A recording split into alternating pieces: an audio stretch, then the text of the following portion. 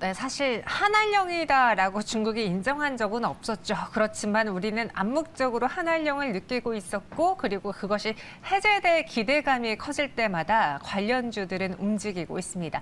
오늘 시장에서 미디어 콘텐츠 엔터주들이 올라주길래 무엇 때문일까 하고 살펴보니까 이 한중 정상회담에 대한 후속 조치 기대가 아닐까 싶어서 오늘 이들 섹터 다뤄보도록 하죠.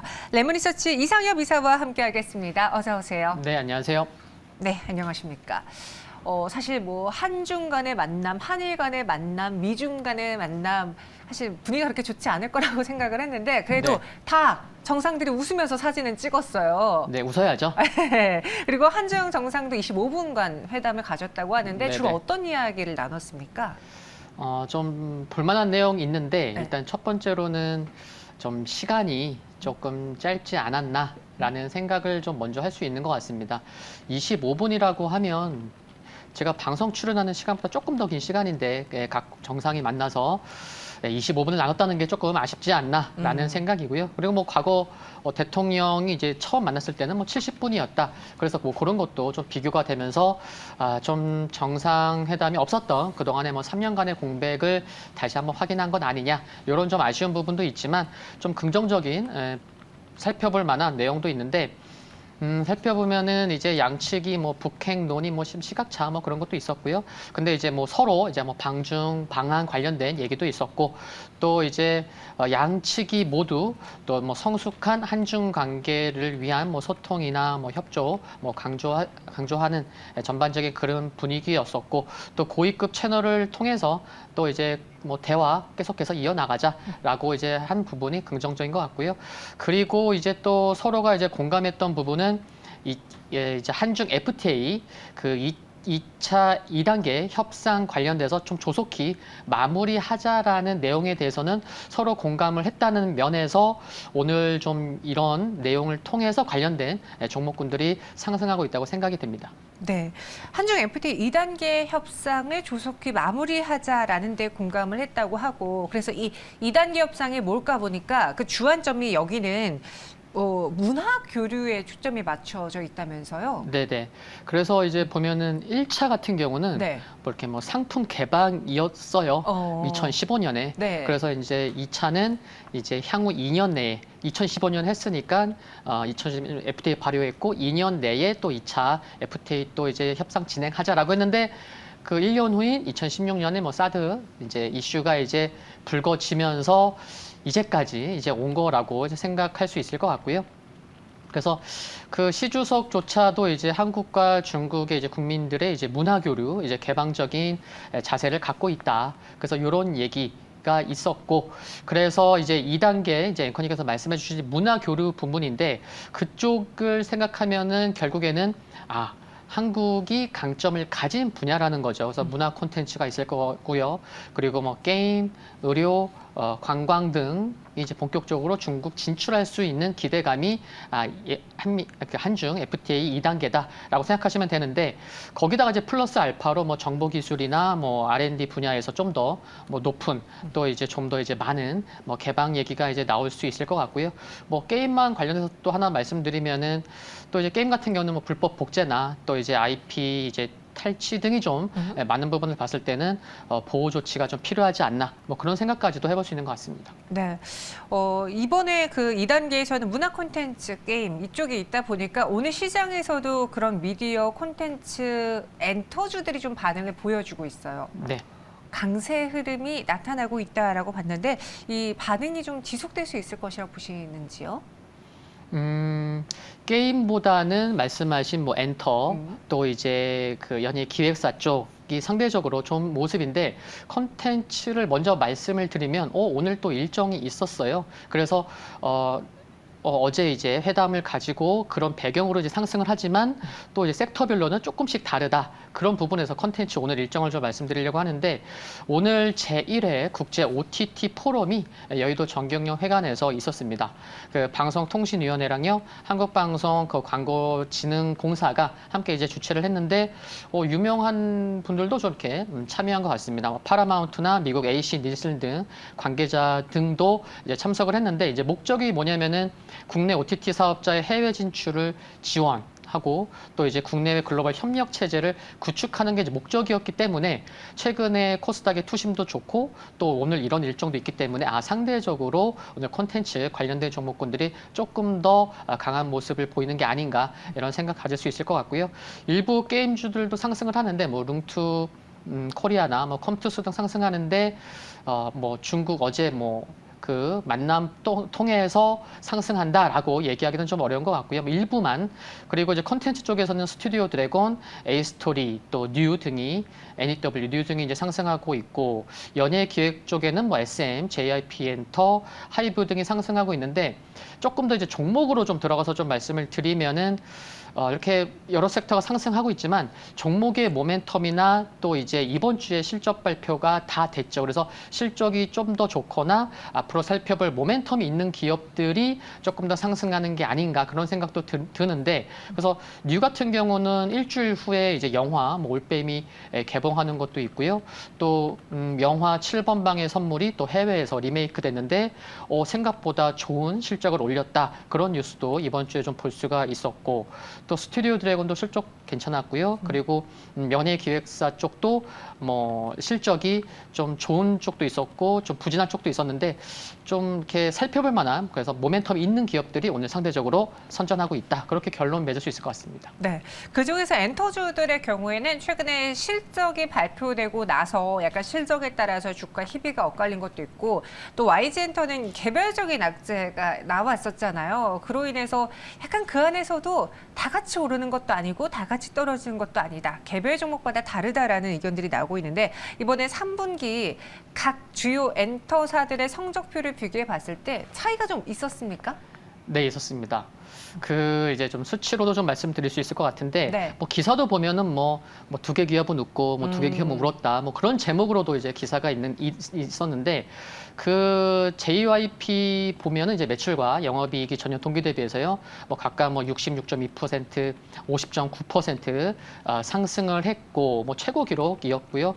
그리고 지금 최근에 주가만 놓고 보더라도 최근 9일 중에 하루 빼고 연일 상승하고 있는 거 뭐 9거래일 중에 8거래일 상승하는 모습인 거고요. SM은 매출과 영업이익이 전년 동기 대비해서 65.4%, 201.4% 증가했는데 최근에 좀 주춤했었는데 그래도 전저점 수준 65,000원 전후에서 반등이 나오면서 4일 연속 상승하는 모습이 나오고 있고요. 그리고 하이브 같은 경우는 매출과 영업이익이 전년 동기 대비해서 매출은 30.6% 증가했지만 영업이익이 7.6% 감소하면서 이제 또 뭐 BTS의 매출 공백이 다시 한번 조금 우려는 되고 있지만 최근에 10만 원 지켰고 또 뭐 공매도 비중 좀 줄어들면서 뭐 쇼커버 매수도 좀 들어오는 것 같고 그래서 60일선까지 상승하는 모습이 이어지고 있고요. 그리고 YG엔터 같은 경우는 매출과 영업이익이 각각 전년 동기 대비해서 33.3% 증가 그리고 또 영업이익은 하이브처럼 감소를 했습니다. 10.3% 감소를 했는데 최근에 4만 원은 지켜지는 모습이고 근데 조금 아쉬운 거는 수급에서 10월부터 그러니까 4분기가 시작하는 시기가 이제 10월부터인데 네. 10월부터 어제까지 기관이 YG엔터를 100만 주 수량으로는 100만 주를 매도하고 있어서 좀 횡보하고 있어서 좀 하방 경직성이 좀 나오나 싶긴 같긴 한데 좀 수급에서 좀 개선이 필요하지 않나 그런 생각도 해볼 수 있는 것 같습니다. 사실 연말에는 그 리오프닝 특수에 대한 기대감이 굉장히 컸던 엔터주였어요. 그러니까 해외 투어도 가죠. 콘서트 재개됐죠. 여기에 하반기에는 굵직한 각사를 대표하는 아티스트들의 컴백이 있어서 기대를 했었는데 근데 주가를 보면은 너무 뜨뜻미지근하거든요. 우리가 너무 먼저 기대를 해서 그래요. 성과가 그만큼 안 나오는 겁니까? 아니면은 뭐 단순히 최근에 좀 시장이 부진해서 그런 거였을까요? 기대감도 있었고 기대감이 좀 컸고. 네 그리고 이제 실적을 좀 열어보니 전반적으로 대부분 좋을 줄 알았는데 네. 이게 또 이제 부진하다 보니 또 이제 여러 기업별마다 네. 좀 이슈도 있었고 그런 부분이 좀 기대감이 좀 컸나? 기대감이 전반적으로 좀 컸다고 그런 것이 이제 3분기 실적을 확인하고 재차 드는 생각인 것 같고요.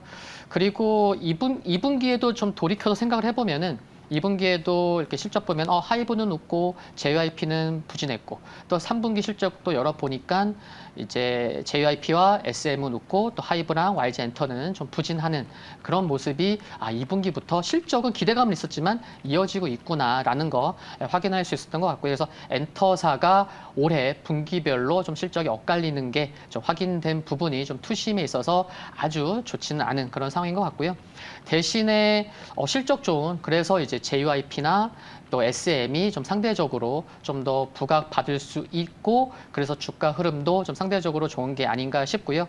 JYP 같은 경우는 올해만 놓고 봐도 뭐 꾸준한 실적 기록하고 있지만 진짜 연간 실적을 보더라도 다른 엔터사와는 달리 2017년부터만 보더라도 정말 꾸준한 실적. 그러니까 최근에 실적 그 리포트 나온 거 보면은 정말 흔들리지 않는 편안함이라는 그런 증권사 리포트 제목이 네. 네, 정말 이렇게 이해가 가더라고요. 그리고 연간 앨범 판매 추정치도 3분기 통해서 970만 장 팔릴 거라고 생각했는데 이제 1,100만 장. 그러면 분기별로는 거의 한 300만 장 팔린다는 걸로도 볼 수가 있을 것 같고 SM은 최근에 이제 라이크 기획 이제 그 부분 관련돼서 이제 경영 리스크 해소 관련된 부분이 긍정적일 것 같고요. 그리고 하이브 관련돼서 이제 그래 BTS 그 이제 비중이 워낙 큰 부분이 시장에서도 계속 이슈가 되고 있기 아직도 좀 불확실성이 있다고 좀 볼 수 있는데 그 YG 엔터에서 이제 블랙핑크가 이제 워낙 이익 기여도가 큰데 이제 요 재계약이 내년 중순인 거죠. 그러다 보니까 그런 부분, 그래, 그 블랙핑크가 이제 월드 투어 10월 15일부터 했고, 그 월드 투어로 관련된 매출이 2천억이 넘을 거고, 그런데 내년 중순에 그런 좀 이슈가 있다는 부분이 계속해서 조금 주가 향후에 뭐 상승하겠지만 그런 부분도 좀 확인이 좀 필요한 것 같습니다. 최근에 그 아이돌들의 그 판도를 보면요. 요즘은 트와이스, 뭐 레드벨벳, 그다음에 블랙핑크에 대한 언급도보다 아이브, 그리고 르세라핌, 뉴진스, 에스파? 그러니까 이렇게 제가 아이돌에 관심이 많거든요. 네, 한번, 뉴진스도 되게 많이 좋아하신다고. 네, 그래서 맨날 영상을 이렇게 보는데 그런 친구들이 훨씬 더 많이 거론돼요. 그리고 오히려 그들이 대상 후보로까지 신인인데도 대상 후보로 나올 정도로 엄청 많이 언급이 된다라는 건 지금 이 엔터사에서 그 3대 강국인 JYP, SM, YG 여기에 하이브가 좀 이런 아이들을 갖고 있는 소속사로서의 투자 심리 이동도 가능할까요? 아니면 그건 좀 너무 과하게 해석한 걸까요? 시기는 조금 이른 것 같지만 네. 결국에는 하이브 내에서 매우 큰 모멘텀이 될 것 같습니다. 하이브 그러니까 회사 관계자도요 어떤 얘기를 했냐면은 내년에 르세라핌과 정말 뭐 아이들 많은데 르세라핌과 그 뉴진스를 올해보다 100% 이상 성장시킬 거다라는 계획을 갖고 있더라고요. 그래서 보통 다른 이제 연예인들 보면은 한 30%, 한 50% 성장인데 네. 이 두 그룹은 100% 이상. 그래서 최근에 보면은 르세라핌 같은 경우는 5월에 데뷔했는데 앨범 2개로 6개월 만에 지금 누적으로 앨범 판매량이 100만 장 넘어섰고요. 그리고 이제 뉴진스가 이제 지난 7월 22일 날 데뷔했는데 지금 뭐 앨범 판매 당일 기록, 또 초동 기록, 역대 걸그룹 뭐 최고 기록 세웠고, 그리고 이제 내년 1월 2일 날 미니 앨범이 나오는데 지금 첫 앨범으로 지금 58만 장이 팔렸어요. 그러면은 르세라핌이 6개월 만에 100만 장 넘어섰어?